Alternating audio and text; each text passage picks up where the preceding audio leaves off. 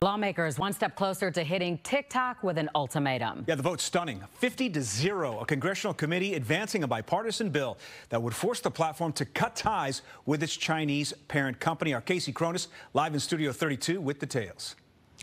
Don and Scott, lawmakers who support the bill say this isn't about TikTok dances and other viral content, but about safety and privacy. If signed into law, the bill wouldn't technically ban the popular social media platform, but it would remove it from American app stores if TikTok chooses not to break away from its owner.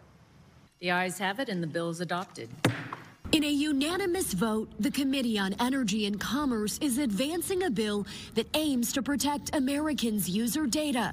Its main target, TikTok.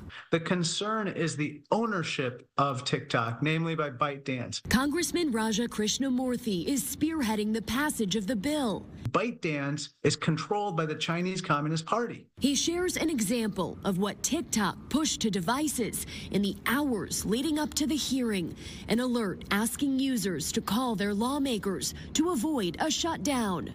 Well, guess what? The people that ended up calling into our offices were minor children without the permission of their parents, and some of them called and basically said, "What is a congressman?" He and other lawmakers say the app is capable of doing much more harm.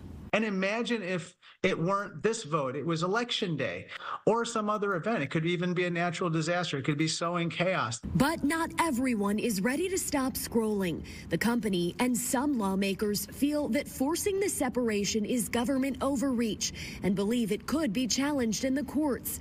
A TikTok spokesperson said in part, the government is attempting to strip 170 million Americans of their constitutional right to free expression, adding this will damage millions of businesses, deny artists an audience, and destroy the livelihoods of countless creators across the country.